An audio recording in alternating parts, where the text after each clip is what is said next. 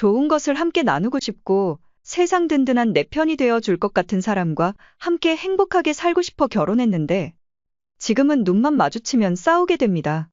어떻게 하면 좋을까요? 그래서 오늘은 끝없는 부부싸움 극복 방법에 대해 이야기 나눠보고자 합니다. 다툼으로 인해 스트레스 받고 있다면 꼭 끝까지 시청해 주시길 바랍니다. 분명 도움이 될 거라 자신합니다. 주제가 마음에 드신다면 구독과 좋아요를 눌러주세요. 클릭 한 번으로 다음 영상을 더 빠르게 시청할 수 있습니다. 서로 대화가 안 되는 것 같다. 뭔가 벽이 있는 것 같다고 하소연하시는 분들이 많습니다.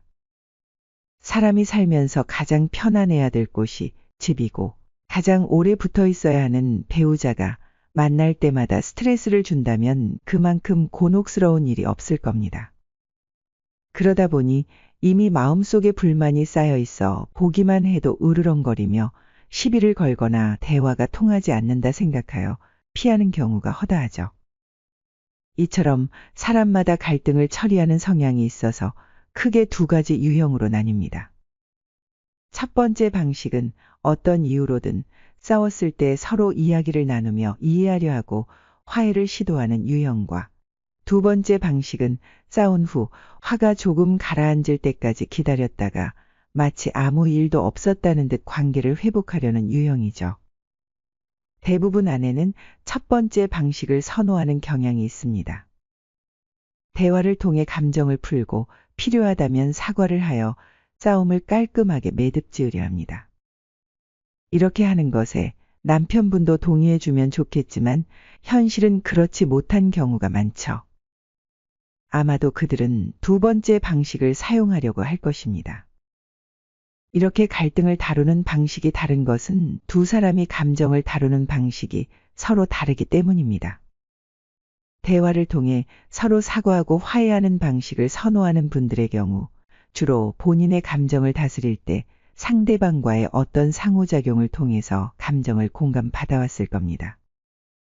즉, 내가 어떤 일로 인해서 힘든 부분이 있다면 이런 이야기들을 누군가한테 털어놓고 위로와 공감을 받으면서 자신이 감정이 괜찮아지는 것을 느껴왔던 것입니다. 이런 식으로 감정을 푸는 것에 익숙하기에 부부 싸움 후에도 대화하면 서로의 감정을 풀어서 화해할 수 있을 것이라 기대했을 겁니다. 그런데 모든 사람이 감정을 이런 식으로 풀지는 않습니다. 화가 날 때는 혼자서 시간을 보내며 다른 활동을 하면서 감정이 가라앉기를 기다리는 사람도 있습니다. 오히려 그들은 아직 감정이 해결되지 않은 상태에서 상대방과 상호작용하는 걸 부담으로 느낍니다. 그런데 이런 사람과 싸움 직후 대화를 시도하려고 해왔다면 이런 상황에서는 억지로 대화가 진행되더라도 갈등이 속 시원하게 해결되는 느낌을 받지 못하셨을 겁니다. 그들에게는 이렇게 대화를 걸어온 상대방을 화해를 요청하는 사람으로 보는 게 아니라 자기 나름대로는 싸우지 않으려고 감정을 추스르며 너무나 노력하고 있는데 이걸 끝까지 방해한다. 이렇게 생각할 가능성이 높습니다. 서로 아예 다른 방법으로 감정을 해결하려고 하니 계속 악순환에 빠지게 되어 싸움이 끝이 안 나고 서로의 감정만 상하게 되는 겁니다. 그렇다면 대체 어떻게 하라는 거죠? 해결 방법은 간단합니다.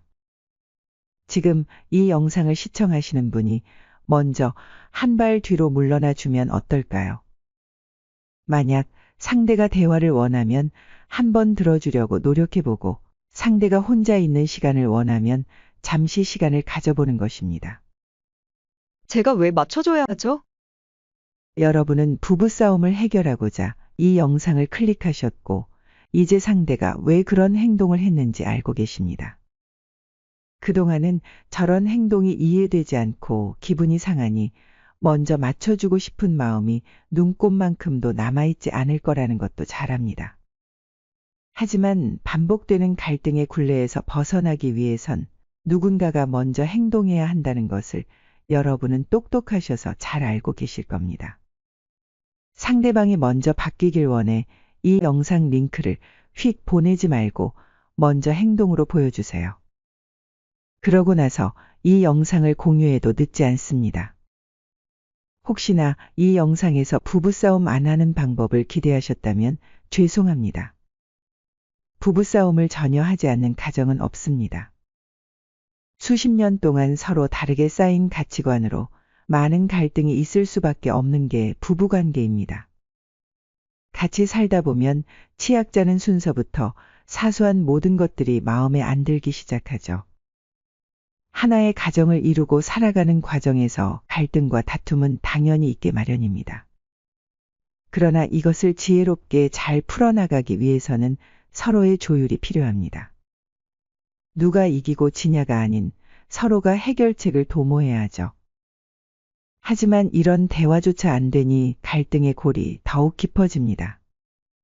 그래서 반드시 누군가는 서로를 막고 있는 벽을 허무는 작업을 시작해야 하는 것입니다. 둘 다 이번 생은 처음이고 불완전한 두 명이 만나 서로 부족한 것들을 채워주고 맞춰주며 성숙해져 나가는 과정이라고 생각해 보면 어떨까요? 그러니 내가 너무 높은 기준을 가지고 있진 않았을까? 너무 많은 내 규칙들을 요구하고 있지 않았을까? 이것도 한번 생각해 볼 필요가 있습니다.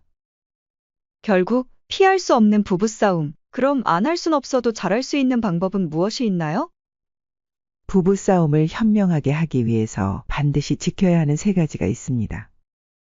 첫 번째, 문제가 되는 것만 이야기하세요. 어디서 문제가 생겼는지 정확히 파악하고 그 문제에 관해서만 이야기하는 것이 좋습니다. 많은 다툼은 사소한 일에서 시작되지만 이야기하다 보면 지나간 일을 끌어들이기 쉽습니다.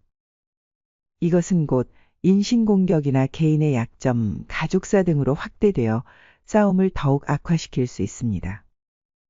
무심코 던진 돌에 개구리는 맞아 죽는다는 말이 있듯 상대방을 폭발하게 하는 화약고 같은 말은 아무리 화가 나도 피하는 것이 좋습니다. 만약 문제가 옷을 제자리에 놓지 않은 것에서 시작되었다면 그 문제에만 집중하고 이외의 다른 것으로 확장하지 않도록 주의해야 합니다. 두 번째, 제3자를 불필요하게 끌어들이지 마세요. 두 사람만으로 해결하기 힘든 상황이 오면 도움을 요청할 수는 있지만 대체로 부부가 해결할 수 있는 일을 친정이나 시댁, 친구들에게까지 퍼뜨려 갈등을 부풀리면 문제가 왜곡되거나 와전될 수 있습니다. 특히 부부싸움에 아이들을 끌어들여 아이들 사이에 편 갈라서기를 하게 만들면 아이들의 마음에 혼란을 줄 수 있습니다. 세 번째, 폭력은 결코 용납되어서는 안 됩니다. 욕설이나 물건 던지기, 때리는 신용까지도 모두 폭력의 범주에 속합니다. 화가 난다고 우산, 골프채와 같이 상해를 입힐 수 있는 물건을 사용하는 것은 절대 금지입니다. 상대가 얼마나 큰 잘못을 했던 간에 폭력은 범죄고 결국 폭력을 가한 사람이 불리할 수밖에 없습니다. 아내가 바람 피워서 홧김에 뺨을 때렸는데 유책 배우자인 아내가 이혼 소송을 했다는 사례가 있습니다. 남편이 폭력적으로 나오면 남편이 가정폭력한 유책 배우자로 몰리고 죄다 뒤집어쓰게 되는 것이죠. 마지막으로 인간은 자신의 살아온 인생을 바탕으로 편협된 사고를 한다고 합니다. 그러기에 대부분 자기 생각과 판단이 정답이라고 믿고 살아가게 되죠. 그러다 변수가 생기면 남 탓을 하거나 어떻게든 인과관계를 만들어 합리화하려 합니다. 저도 늘 이런 오류에 빠지지 않을까 걱정합니다. 그래서 이 해결책이 모두에게 통용된다고 생각하지는 않습니다. 그렇지만 많은 사람에게 조금이라도 도움이 되었으면 좋겠습니다. 사랑하는 사람과의 관계는 항상 노력과 이해가 필요한 과정이라는 점을 잊지 마시고 그 과정을 통해서 더욱 행복하고 견고한 관계를 만들어 가시길 바라겠습니다. 여러분의 인생에 그리고 가정에 행복이 넘쳐나길 바랍니다. 늘 지혜의 동행이 함께하겠습니다. 구독과 좋아요는 사랑입니다. 끝까지 시청해 주셔서 감사합니다.